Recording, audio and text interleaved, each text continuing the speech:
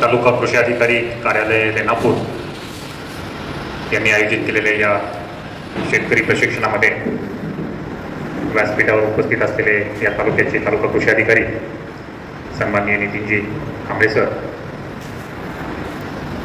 या मंडळाचे मंडळ कृषी अधिकारी सन्माननीय सुरोशी साहेब, उपस्थित सर्व सन्माननीय शेतकरी बंधूंनो, मित्रांनो, खरीप हंगाम आता अगदी तोंडावर आलेला आहे आणि आपण या वर्षीच्या खरीप हंगामास सामोरे जात असताना यावर्षी नेमका आपण काय बदल केला पाहिजे या बाबीवर अगदी कमी वेळामध्ये प्रकाश टाकण्याचा मी प्रयत्न करणार आहे.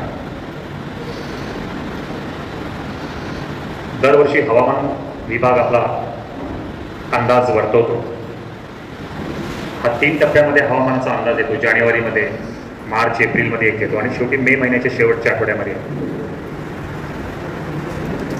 आता जस्ट 2 दिवसापूर्वी हवामान खात्याचा शेवटचा अनुमान भारतीय हवामान खात्याने वर्तवलेला आहे आणि तो अंदाज जर पाहिला तर आपल्या सर्वांसाठी अतिशय चांगला हंगाम यावर्षी आपल्याला पाहावयास मिळणार आहे.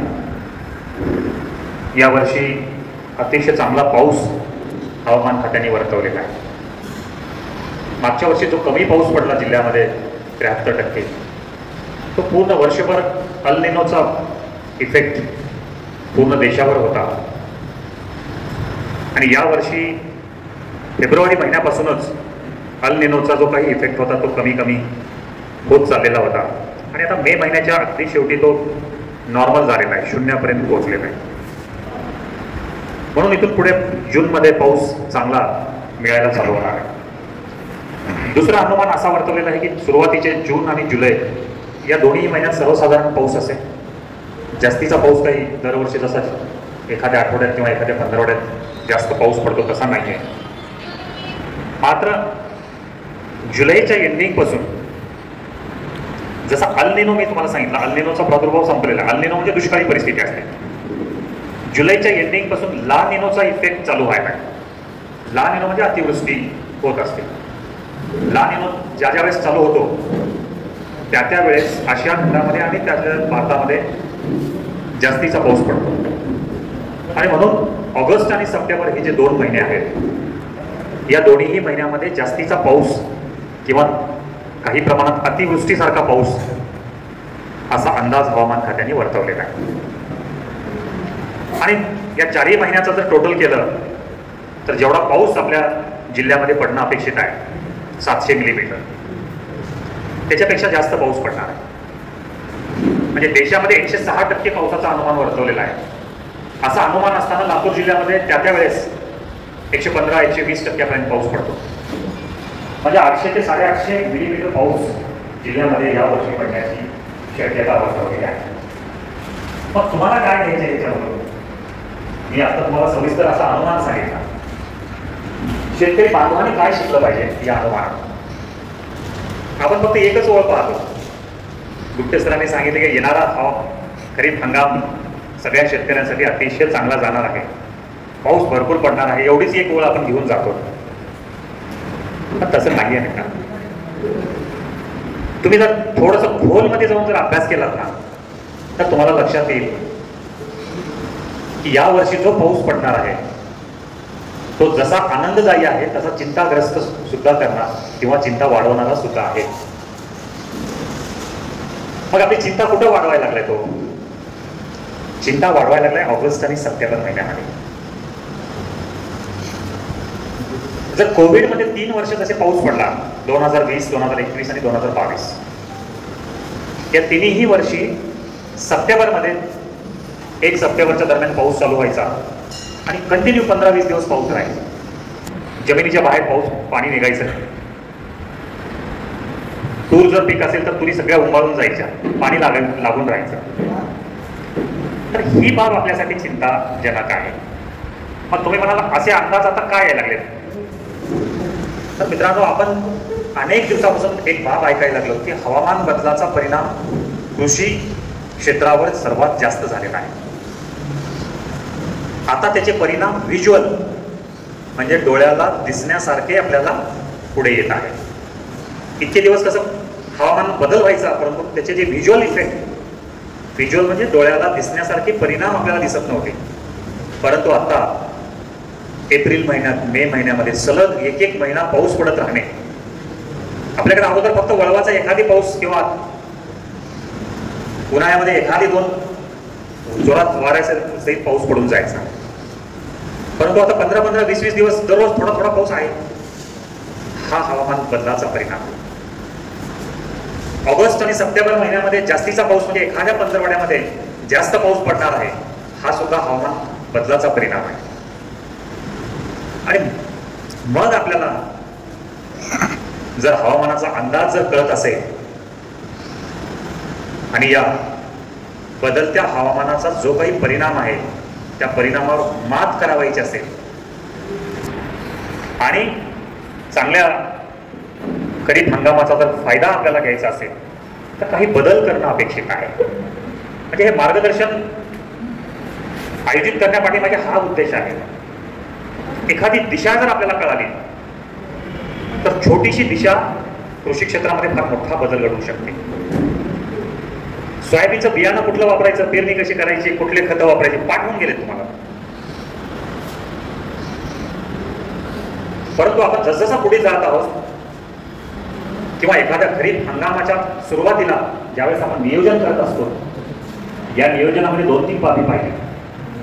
पहिली बाब ही पाहिजे की कृषी क्षेत्राची देशामध्ये दिशा कुठल्या दिशेने चालली आणि आपण कोणत्या दिशेने चाललो,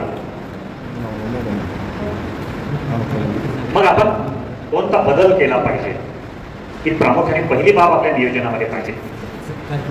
दुसरी बाब, मागच्या वर्षाच्या खरीप हंगामामध्ये किंवा त्याच्या अगोदरच्या 2 वर्षामध्ये आपल्याला कुठल्या कुठल्या अडचणीला सामोरे जावं लागलं,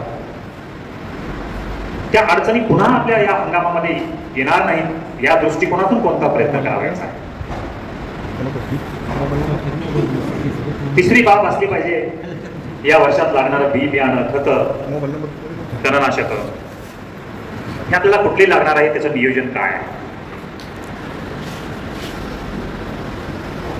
आणि चौथी बाब, थोडंसं मार्केटमध्ये सुद्धा आपलं मन तिथं जर मार्केटमध्ये गेलं की लक्षात येतं की मार्केटमध्ये कशी तेजी चालू आहे, कुठल्या धान्याला तेजी आहे, कुठल्या धान्याला तेजी नाही आहे, आणि मग आपण याचा बॅलन्स कसा साधावायचा.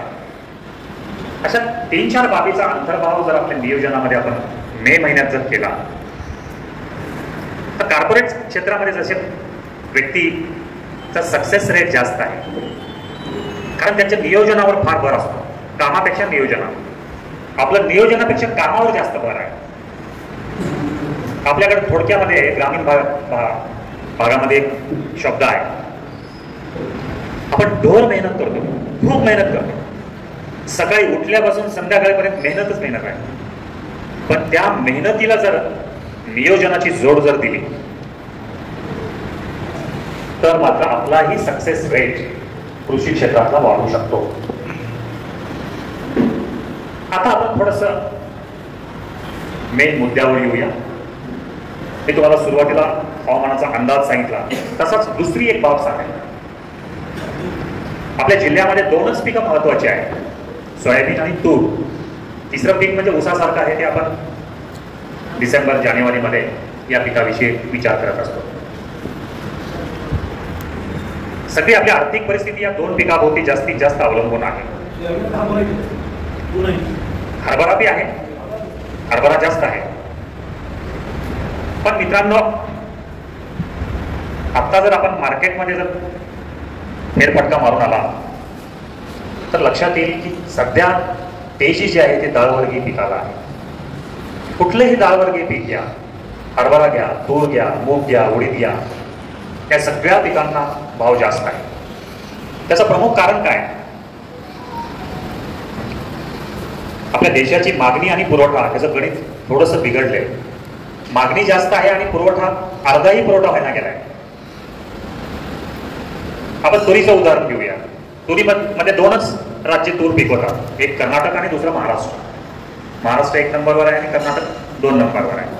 म्हणजे या दोन राज्यात तूर पिकली तर देशाची तूर पिकली, या दोन राज्यात तूर जर कमी पिकली तर देशाची तूर कमी पिकली.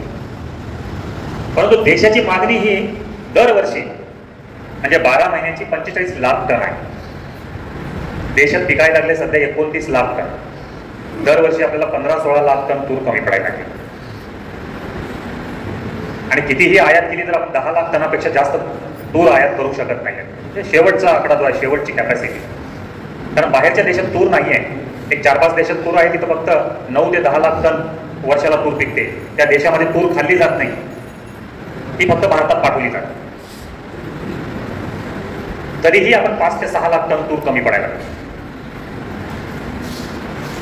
म्हणून पुढचे जे 2 वर्ष आहेत, 2024-2025 चा खरीप हंगाम जर पाहिला तर तुरीचे भाव अजून 2 वर्ष तरी निदान टिकून राहणार आहे. म्हणून आपली दिशा कशी असली पाहिजे? आपली दिशा या वर्षी सोयाबीन आणि तूर या आंतरपीक पद्धतीला घेऊन जाणारी आपली दिशा पाहिजे. सोयाबीन पासून 10 क्विंटल आणि तुरीपासून 8 ते 10 क्विंटल एकरी जर आपण कमवलं तर रेणापूर तालुक्यामध्ये सोयाबीन अधिक हरभरा ही पीक पद्धतीची लोकप्रिय झालेली आहे आणि त्या भागामध्ये रुजलेली आहे. या पीक पद्धतीपेक्षाही जास्त उत्पन्न ही पीक पद्धती देऊ शकते आणि पीक फेरपालनही होऊन जातो. जो हरभऱ्यामध्ये मर वाढत आहे, जर आपण 1-2 वर्ष जर ब्रेक दिला हरभऱ्याला आणि तुरीसारखं पिकांचा समावेश आपल्या पीक पद्धतीमध्ये कशा प्रकारे घेता येईल. तुमच्या जमिनी अतिशय चांगल्या भारी जमिनी आहे. रेणापूरचा पूर्ण ट्रॅक म्हटला की बऱ्यापैकी भारी जमिनीचा ट्रॅक आहे. या जमिनीमध्ये तूर अतिशय चांगला प्रतिसाद देऊन जाईल. हा पहिला बदल या हंगामामध्ये करावायचा आहे. दुसरा जो बदल या हंगामामध्ये करावायचा आहे तो म्हणजे मी तुम्हाला सुरुवातीला सांगितल्याप्रमाणे ऑगस्ट आणि सप्टेंबर हे दोन्ही महिने आपली चिंता वाढवणारे आहे. या दोन्ही महिन्यामध्ये जर जास्तीचा पाऊस लागून राहिला आणि शेतामधलं पाणी जर बाहेर निघणार गेलं तर त्यावेळेस आपण कुदळ घेऊन किंवा टिकाव घेऊन निघणार आहोत का जमिनीमधून सऱ्या पाडत जमिनीचं पाणी बाहेर काढायला? असं शक्य होत नाही. म्हणून यावर्षी आपल्याला 2 बदल करावायचे आहेत. पहिला जो बदल आहे तो या उन्हाळ्यामध्ये जिथं जिथं तुम्हाला शक्य होते, ज्या जमिनीला पाणी लागतं असं वाटतंय त्या जमिनीच्या बाजूने चर काढून घ्या, चर उजळून घ्या, कालवे जे आहेत ते उजळून घ्या. 2.5-3 फुटाचा जर खोल चर असेल तर कितीही पाऊस पडू द्या, ते पाणी त्या चरावाटे जमिनीच्या बाहेर निघून जा. आणि जिथं जिथं हे चर काढणे शक्य नाही त्या त्या ठिकाणी तूर आणि सोयाबीन हे पीक अशा प्रकारे घ्या. ते घेतल्यामुळं जमिनीमध्ये किंवा शेतामध्ये 5 ओळीवर किंवा 6 ओळीवर किंवा 7 ओळीवर एक सरी येईल. 4 ओळीनंतर आली तरी चालेल, तुमच्या पद्धतीमध्ये 5 नंतर आली तरी चालेल, 6 नंतरही चालेल आणि 7 नंतरही चालेल. परंतु ही सरी जर आली तर 7 ओळीनंतर येणाऱ्या सरीमध्ये 7 ओळीतलं पाणी त्या सरीमध्ये उतरत असतं जास्त झाल्यानंतर, आणि ते आपल्या डोळ्याच्या पाठीमागे त्या सरीला ज्या दिशेने स्लोप आहे त्या दिशेने हे पाणी निघून जातं आणि आपल्या शेताच्या बाहेर हे पाणी निघून जातं. आणि अशा जर सरी नसतील आणि जर चर नसतील तर मित्रांनो 8-8 दिवस जमिनीच्या बाहेर पाणी निघणार नाही. या ठिकाणी धोका कुठला आहे? सोयाबीन पीक पिवळं पडतं, वाढ फुंकून राहते, पानं हिरवी झालेली पिवळी पडली की पानामध्ये अन्न तयार कमी होतं. अन्न जर कमी झालं तर शेंगामधला दाणा बारीक पडतो. पानं हिरवीगार असतील तर अन्न आहे. एका झाडावर जर 100 शेंगा लागल्या कोकणमध्ये, त्याच्यासाठी किती अन्न लागत असेल, किती पानं लागत असतील विचार करा. आणि ते जर पिवळी पडली तर त्या दाण्याला अन्न मिळत नाही आणि दाणा बारीक पडून जातो. आपल्याला कळत नाही, परंतु दाणा बारका पडल्यामुळे सुद्धा 1.5 क्विंटल किंवा 2 क्विंटल एकरी उत्पन्न कमी होतं. आणि तुरी जर असतील तर त्या तर उभाळून जातात. म्हणून यावर्षी तूर आणि सोयाबीन या आंतरपीक पद्धती BBF वर किंवा टोकन पद्धतीवर घेण्याचं आवाहन शेतकऱ्यांना करण्यात येत आहे. आता ज्या शेतकऱ्यांकडे टोकन यंत्र नाही आहे किंवा बीबीएफ यंत्र नाही आहे, अशा शेतकऱ्यांनी कसं करायचं? अशा शेतकऱ्यांनी जे 5 फण्याचं पेरणी यंत्र आहे किंवा काही ठिकाणी 7 फण्याचं पेरणी यंत्र आहे, ट्रॅक्टरने साधं पेरणी यंत्र आहे, 5 फण्याच्या पेरणी यंत्रामध्ये मधला फणा बंद करायचे, 7 फण्याच्या पेरणी यंत्रामध्ये 4थ्या नंबरचा फणा बंद करायचा आहे आणि पेरणी करायची. आणि या रिकाम्या राहिलेल्या जागेमध्ये पहिल्या कोळपणीच्या वेळेस बळीराम नांगराने सरी काढून घ्यायची. छोटा बळीराम नांगर, फार मोठा गरज नाही. ही जर सरी काढून घेतली तर फायदे कसे होते? सुरुवातीला जून जुलै महिन्यामध्ये साधारण पाऊस आहे, पडलेल्या पावसाचा प्रत्येक थेंब तिथं मुरला जाईल. यदा कदाचित पावसाचा खंड पडला 15-20 दिवसाचा तर ते मुरलेला पाऊस उपयोगी पडेल. ऑगस्ट महिन्यामध्ये 15 ऑगस्टच्या दरम्यान जास्तीचा पाऊस चालू झाला, सरीमधून तो निघून जाईल. इतर शेतकऱ्यांचं ज्या ठिकाणी पाणी साचून राहिले जमिनीमध्ये ते सोयाबीन पिवळं पडेल, या ठिकाणचं सोयाबीन पिवळं पडणार नाही. पिवळं पडलं की वाढ होऊन केलं, म्हणजे फक्त पिवळंच पडून राहत नाही. अशा प्रकारे या सरीचा फायदा येणाऱ्या हंगामामध्ये आपल्याला या दोन्ही माध्यमातून होणार आहे. कमी पाऊस पडला तरी आणि जास्त पाऊस पडला तरी. मित्रांनो, या बाबीवर पुन्हा पुन्हा मी जो स्ट्रेस देतोय त्याच्या पाठीमागचं प्रमुख कारण आहे की मागच्या या 2 वर्षापासून हवामान बदलाचे परिणाम डोळ्याला दिसायला चालू झालेले. आतापर्यंत फक्त आपण त्याची चर्चा करत होतो की हवामान बदलामुळे हे झालेलं आहे, ते झालेलं आहे. आता इथून पुढे चर्चा करण्याची आवश्यकता बिलकुल नाही आहे. तुम्हाला ऍक्शन मोडमध्ये यावं लागेल. ऍक्शन मोड म्हणजे काय? तुम्हाला काहीतरी कृतीमधून त्याचा परिणामावर कसा मात करता येईल या बाबीचा विचार करावा लागेल. आपल्या जिल्ह्यामध्ये मोठ्या प्रमाणावर, राज्यामध्ये कुठल्याही जिल्ह्यामध्ये एवढी वाढ झाली नाही तेवढी वाढ या जिल्ह्यामध्ये टोकन पद्धतीने सोयाबीनच्या लागवडीकडे शेतकरी वळायला लागला. कसा वळतोय?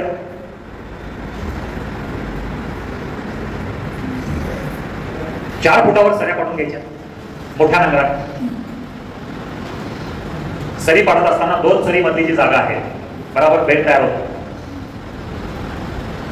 या बेडवर 2 ओळी सोयाबीनच्या टोकन करायच्या आहे. माणसं लावून टोकन करायचं नाही, आता टोकन यंत्र आलेलं आहे. बराबर 6 इंचावर 3-3 बिया टाकतात. एका ठिकाणी 2 झाडं राहणं आपल्याला अपेक्षित आहे. आणि जमीन जर मध्यम ते भारी असेल आणि अशा प्रकारची टोकन जर केली असेल तर मित्रांनो 11 क्विंटल, 12, 13, 14 क्विंटल पर्यंत काढणारे शेतकरी बाहेरच्या जिल्ह्यातले नाही का, आपल्या जिल्ह्यामधल्या. रेणापूर तालुक्यामध्ये जरा शेतकऱ्यांना बऱ्यापैकी जमिनी आहेत असं वाटतंय, परंतु जिल्ह्यामध्ये आता 80% शेतकरी 3 एकराखालचे झालेले.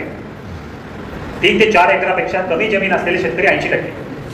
आणि अशा शेतकऱ्यांनी कमी क्षेत्रामधून जर जास्त उत्पन्न काढावायचं असेल तर अशा टोकन पद्धतीशिवाय पर्याय नाही.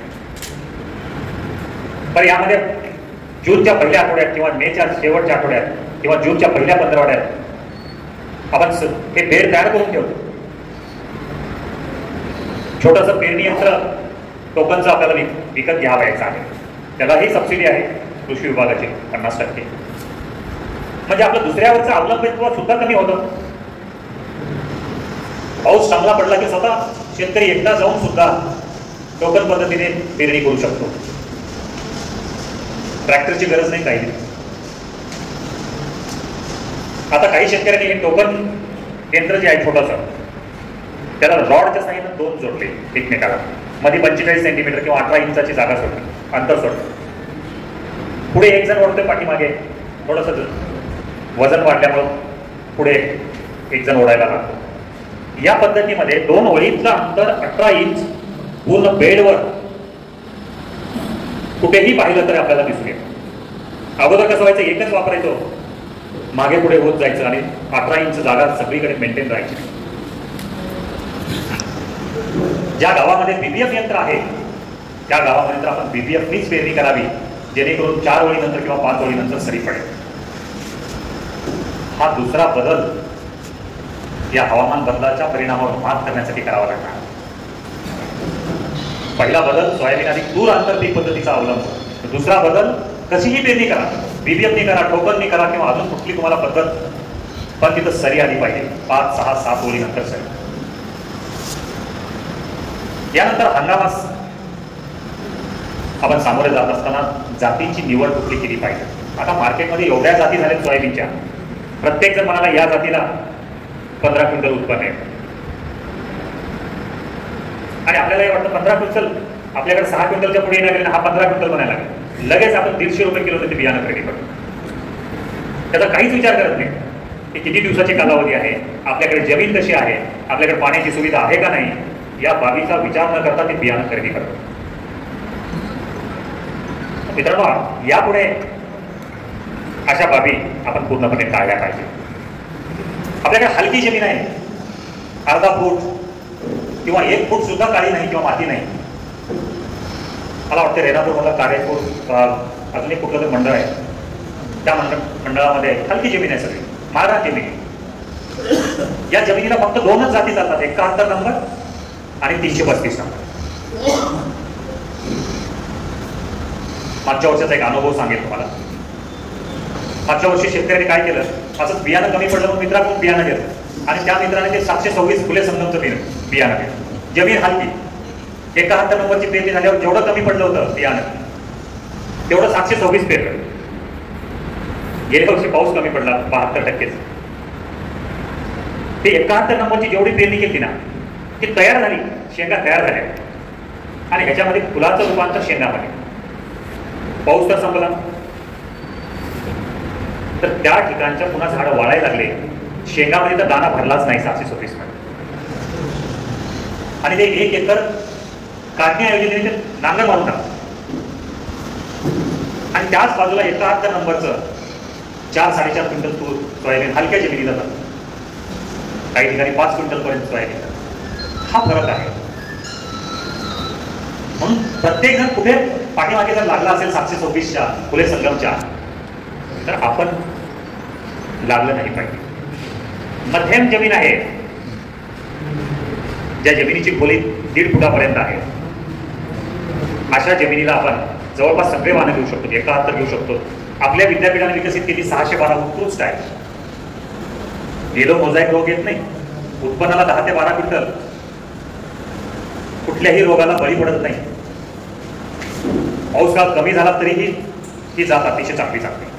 158 आहे, 71 नंबर आहे. NACS 1460 आणि MACS 1788 या दोन्ही जाती चांगल्या आहेत. BS 228 जुनी जरी झाली जात तरी अजूनही काही भागात चालते. आणि जर भारी जमीन असेल, लक्षात येते भारी, तर मग तुम्ही KDS ग्रुप मधल्या ज्या जाती आहेत, KDS 753 आहे, KDS 992 आहे, आपल्या विद्यापीठाची 162 आहे, मशीननं काढण्यासाठी तयार केली जात आहे, 612 आहे. या 4 जातीपैकी आपण जातीची निवड केली पाहिजे.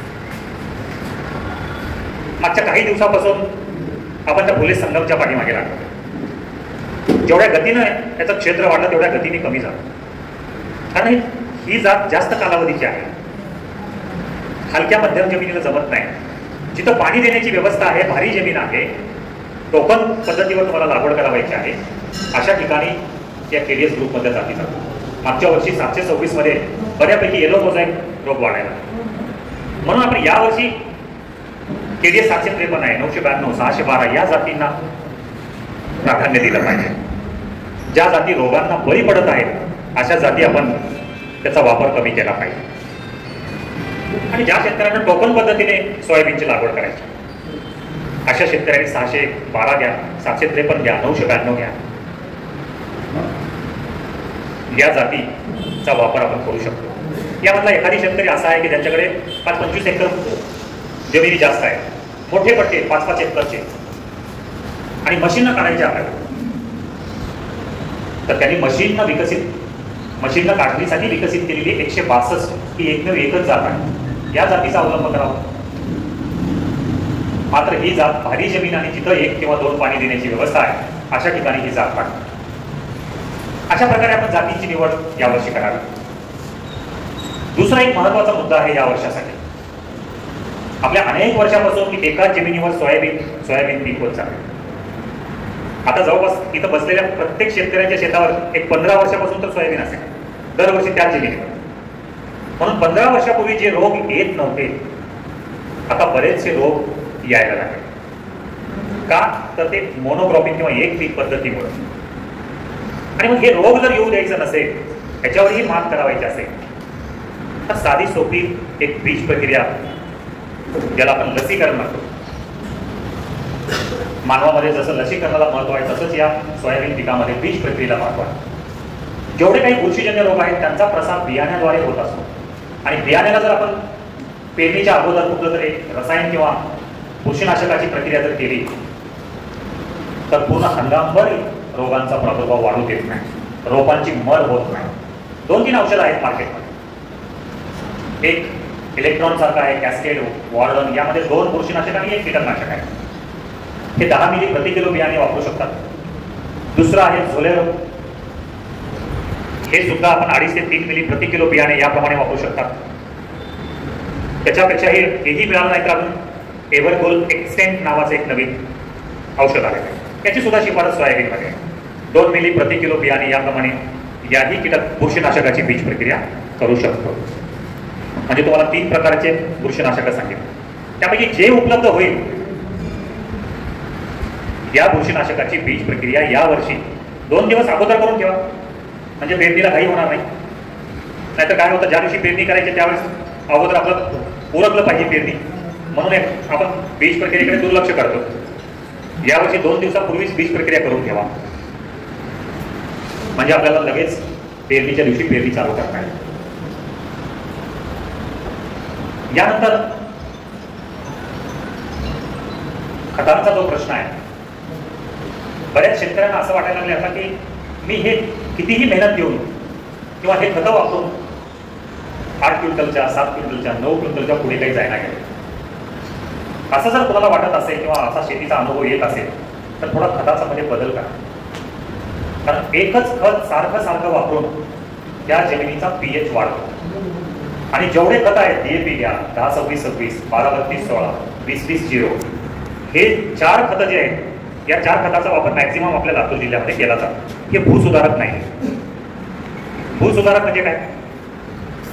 जी खतं टाकल्यामुळं जमिनीची सुधारणा होते, बिघडलेल्या जमिनी सुधारतात. आपण अगोदर एक 10-15 वर्षापूर्वी जिप्सम वापरायचो भूसुधारक, परंतु आता ते उपलब्ध नाही. तर यावर्षी असं जर कुठलं कुणाला वाटत असेल तर या 4 खताऐवजी सुपर फॉस्फेटचा वापर शेतकऱ्यांनी करा. सुपर फॉस्फेट सगळ्यांना माहिती आहे का? सिंगल सुपर फॉस्फेट ज्याला या 3 बॅग एकतरी लागतात. DAP सारखं किंवा 10-26-26 एकच बॅग टाकतो, इथं आपल्याला 3 बॅग टाकावी लागतात. किंमत तेवढीच पडते, परंतु जास्तीचा खत आपल्याला वापरायचं. हे भूसुधारक आहे, यामध्ये सल्फर आहे. चिवट झालेल्या जमिनी, पाणी धरत असलेल्या जमिनी आणि पिकांना सल्फर आणि स्फोरक या दोन्हीही घटकांची उपलब्धता जास्त करून देणारं खत म्हणून सुपर फॉस्फेट पुढे आलेलं आहे. यावर्षी प्रयोग करून बघा, सुपर फॉस्फेटचा वापर वाढवून बघा. सुपर फॉस्फेट वापरला तर वेगळा सल्फर वापरण्याची आवश्यकता नाही, परंतु DAP किंवा 10-26-26 किंवा 12-32-16, 20-20-0 असे जर खतं वापरले तर एक सल्फरची 10 किलोची बॅग एका एकरला वेगळी द्यावी लागते. हा एक बदल.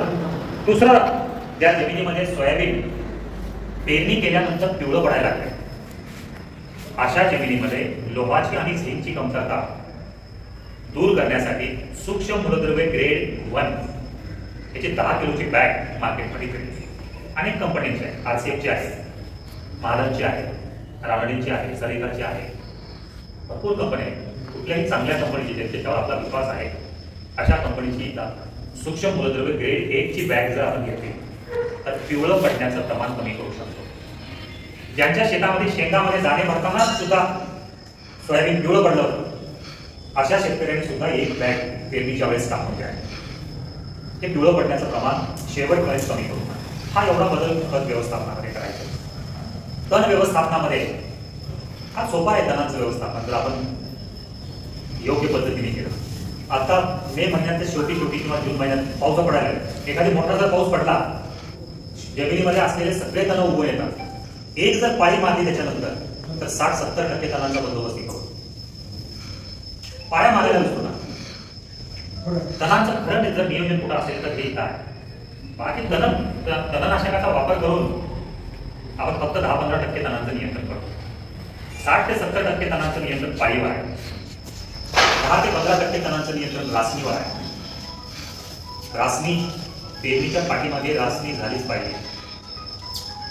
रासनी जर झाली पाठीमागच्या पाण्याने तर वरच्या थरामध्ये उगून येत असलेले तण बाजूला काढतात. तुम्हाला दिसत सुद्धा नाही ते रासनीच्या वेळेस. आणि राहिलेले 10 ते 15% तण 2 कोळपणीच्या माध्यमातून करतात. 15व्या दिवशी पहिली कोळपणी, 25व्या दिवशी दुसरी कोळपणी. एवढं केल्यानंतर तणनाशक वापरण्याची आवश्यकता पडत नाही. पण जर का पडली तर कुठलेही एक तणनाशक वापरा. म्हणजे पेरणी झाल्या झाल्या वापरावायचं तणनाशक. ते स्ट्रॉंग आर्म आहे, पेंडिंग नाही. एक तर ते वापरा किंवा पेरणी झाल्यानंतर 15 ते 20 दिवसांच्या तणनाशक वापरतो. ओडिसी आहे, परसूट आहे, टोर्नॅडो आहे. कुठलं तरी एक तणनाशक वापरा. 2 जर वापरले की ते शॉक मधून पीक बाहेरच येतं. शेवटी आपल्याला उत्पन्नामध्ये ते 2 क्विंटलला माहिती पुरवतात. मग आता कुठले तणनाशक चांगले जर वापरायची आवश्यकता पडलीच तर असं तणनाशक वापरा ज्या तणनाशकामध्ये 2 तणनाशकाचा समावेश आहे. म्हणजे आपण 2 वेगवेगळे तणनाशक कसे वापरतो, एक परसूट आणि दुसरं टर्गासूट. परसूट कशासाठी वापरतो, मोठ्या पानांची तण सगळी वापरतात.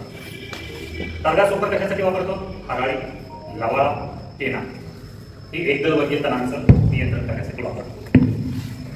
आता जर ही दोन्हीही तणनाशक एकाच तणनाशकामध्ये आली तर त्याला रिझल्ट आपल्याला चांगलेच मिळणार आहे. आता मार्केटमध्ये अशी तणनाशके यायला चालू आहे. मला माहिती असलेलं एकच उदाहरण आहे. मार्केटमध्ये 2-3 कंपन्यांचे आहेत, त्यांची नावं मला माहिती नाही. पण टोर्नॅडो एक माहिती आहे ज्यामध्ये परसूटी आहे आणि टर्गासूट आहे. ते 1200 ग्रॅम 1 एकर क्षेत्रासाठी वापरण्याचा पॅक आहे. तर अशा प्रकारे आपण तणनाशकाचा वापर शक्यतो टाळण्याचा प्रयत्न करा. आणि जिथं इमर्जन्सीज आहे या ठिकाणी अशा प्रकारच्या तणनाशकाचा वापर करा. वापर करताना जमिनीत ओलावा असला पाहिजे. कोणत्याही परिस्थितीमध्ये तणनाशक डबल फवारणी होणार नाही याची काळजी घ्या. काही शेतकऱ्यांना वाटतं दिवसभर फवारणी करतो आणि जाताना पाऊस पडतो. त्याला वाटतं की आता हे सगळं तणनाशक वाया जात नसतं. फवारल्यानंतर फक्त अर्धा तास जरी पाऊस नाही पडला तर ते लागू होईल. काही 2-3 वर्षापूर्वी शेतकऱ्यांनी अशा प्रकारामध्ये दुसऱ्या दिवशी पुन्हा तणनाशकाची फवारणी केली. त्या ठिकाणचं सगळं सोयाबीन जळून ते डबल फवारणी करा. शेवटचा मुद्दा सांगेल. शेवटचा मुद्दा त्या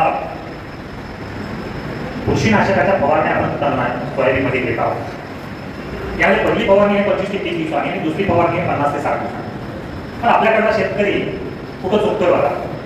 बऱ्याचदा बुरशीनाशकाच्या फवारण्या 60 दिवसानंतर म्हणजे 65, 70, 75, 80 दिवसाला होत आहे.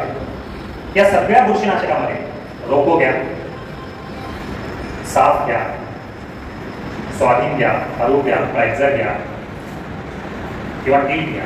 या सगळ्या बुरशीनाशकामध्ये एक छुपा घटक आहे जो डिस्प्ले केला जात नाही त्या बॅगवर. कोणता घटक आहे? या घटकामुळे फवारणी केल्यानंतर पुढे 25-30 दिवस पीक हिरवं आहे, पानं हिरवी ठेवतात. इकडे तर शेंगा तयार व्हायला लागल्या, परंतु अंगावरचं जे काही पानं आहेत ते हिरवे राहत असल्यामुळे सोयाबीनची काळजी करत नाही राहतात आणि शेंगा फुटायला लागल्या. शेंगा फुटायला लागल्यामुळे रब्बी हंगामावरचा त्याचा परिणाम वाईट व्हायला. म्हणून यावर्षी बुरशीनाशकाची फवारणी ही 60 दिवसाच्या आत झाली पाहिजे. 60 दिवसानंतर बुरशीनाशकाची फवारणी होणार नाही एवढीच एक काळजी घ्यावी आहे. बाकी मित्रांनो, सोयाबीन आणि तूर आंतरपीक पद्धती जर केली आपण तर तूर पिकामध्ये मर रोग या रोगाचं नियंत्रण करण्यासाठी 4च बाबी सांगेल आणि माझं मार्गदर्शन सांगेल. पहिली बाब, तुरीमध्ये स्थानिक जातीच्या मर रोगाला बळी पडायला आहे. या वर्षी घरचं बियाणं वापरू नका. विद्यापीठाने 4 जाती विकसित केलेल्या आहेत. पांढऱ्या तुरीच्या जाती 2 आहेत, एक BDN 711 आणि दुसरी गोदावरी. कोरडवाहू तूर असेल तर 711 आहे. बागायती तूर असेल तर गोदावरी घ्या किंवा लाल कलरची 716 ही सुद्धा चांगली आहे. पुन्हा लाल कलरची फुले राजेश्वरी ही पण चांगली आहे. तर या जातीची निवड करा. बीज प्रक्रिया केल्याशिवाय फुलीची पेरणी करू नका. ट्रायकोडर्मा हा जो जैविक बुरशीनाशक आहे, त्या ट्रायकोडर्माची बीज प्रक्रिया करा. 10 मिली प्रति किलो बियाणे. एका एकराला तूर किती लागते? 2-2.5 किलो. 2.5 किलोच्या वर लागत आहे ना. सोयाबीन आणि तूर लागतात एक पद्धती. म्हणजे ट्रायकोडर्मा किती लागतो? 25 मिली. किंमत किती? 1 लिटरची एक किंमत आहे 200 रुपये. 25 मिलीची किंमतच होऊ शकत नाही. परंतु ते काम मात्र भारी आहे. एकदा जर त्या बियाण्यावर लेप तयार झाला, ते बियाणं ज्यावेळेस पेरणीच्या वेळेस ओल्या जमिनीमध्ये पडतं, तिथं काय काम करतं? जसं तुमच्या दुधामध्ये दह्याचे 2 थेंब टाकल्यानंतर जे काम दुसऱ्या दिवशी सकाळी होतं, ते काम हे बियाणं करतं. हे बियाणं जमिनीत ओलाव्यावर पडल्यानंतर तिथं ट्रायकोडर्माची बुरशी जलद गतीने वाढायला चालू होते, निर्जनासारखी. आणि त्या झोनमध्ये हानिकारक बुरशी सगळ्या वाढून टाकतात पूर्ण हंगाम. म्हणजे टाकायला लागलो आपण किती? 25 मिली पूर्ण शेतात 1 एकर. आपल्याला कमाल वाटत असेल की ते 25 मिली काम कसं करतं? सोप्या भाषेत घेत जातं. विसरू नका फक्त एवढं करायचं. बाकी तिसरा मुद्दा मी सुरुवातीला सांगितलंय, तूर पीक यावर्षी गादी वाफ्यावर घ्यायचं, सरीवर घ्यायचं. सरीवर घेतला तर तूर पीक वाचल, अन्यथा यावर्षी वाचणार नाही. ऑगस्ट आणि सप्टेंबर पाऊस भरपूर आहे. ला निनोचा इफेक्ट जुलैच्या शेवटी चालू व्हायला आहे. ऑगस्टच्या पहिल्या आठवड्यातच तुम्हाला जास्तीचा पाऊस चालू झालेला दिसायला लागतो. दुसरा मुद्दा, जुलै महिन्याच्या पहिल्या पंधरवड्यात विद्यापीठाने बायोमिक्स किंवा ट्रायकोडर्मा विकसित केले. विद्यापीठाने शिफारस केली की 4 किलो किंवा 4 लिटर बायोमिक्स 250 लिटर पाण्यामध्ये मिक्स करा. पंप आपला 15 लिटरचा चांगला धुवून घ्या. तुमचं नोझल काढा, या पंपामध्ये भरा आणि तूर पिकाच्या ओळीच्या बाजूने धार लावा. धार कधी लावायचे? जुलैच्या पहिल्या आठवड्यात. परंतु धार लावताना ज्या दिवशी धार लावणार आहे त्याच्या आदल्या दिवशी चांगला पाऊस झाला पाहिजे. पाऊसच नसेल तर ते औषध काय उपयोग पडेल का? खाली जाणारच नाही. अतिशय चांगलं एक बोर त्या ठिकाणी पाहिजे. तिसरा मुद्दा, ज्या शेतकऱ्यांकडे पाणी देण्याची व्यवस्था आहे त्या शेतकऱ्याने तरी अवस्थेला एक पाणी आणि शेंगामध्ये दाणे भरताना दुसरं पाणी द्या. इथं सुद्धा मरव कमी होतो. आणि शेवटचा मुद्दा, सोयाबीन पिकामध्ये तुम्ही ज्या बुरशीनाशकाच्या फवारणी घेणार, सोयाबीन फवारणी करता करता तुरीवर सुद्धा करा. वेगळी फवारणी घ्यायची आवश्यकता या तूर पिकामध्ये पडणार नाही. बाकी तर तुम्ही सोयाबीन, तूर, शेंडे वगैरे फोडणार आहात.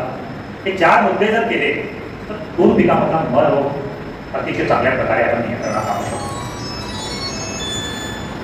मला असं वाटतं की आपल्याला काही प्रमाणात का होईना येणाऱ्या खरीप हंगामासाठी एक दिशा प्राप्त झाली असावी असं मला वाटतं. आपण फार शांतपणे ऐकून घेतला, त्याचा अर्थ नाही समजला की आपण सगळं ते ग्रहण केलेलं आहे. आणि तुम्ही नक्कीच पाऊस पडल्यानंतर ऍक्शन मोडमध्ये या आणि काहीतरी नवीन बदल घडवून आणा. तुम्ही आदर्श आहात इतर शेतकऱ्यांसाठी. तुम्ही जर चांगलं काही केलं तर तुमचं बघून गावातले 5-50 शेतकरी तयार होणार आहे. कारण गावातला प्रत्येक शेतकरी इथे येत नसतो, तो तुमच्या लेवलचा नाही आहे. तुम्हाला फॉलो करणारे ते शेतकरी आहेत. म्हणून तुमच्यावरची जबाबदारी ही मोठी आहे.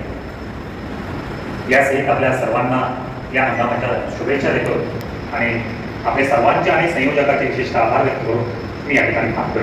धन्यवाद.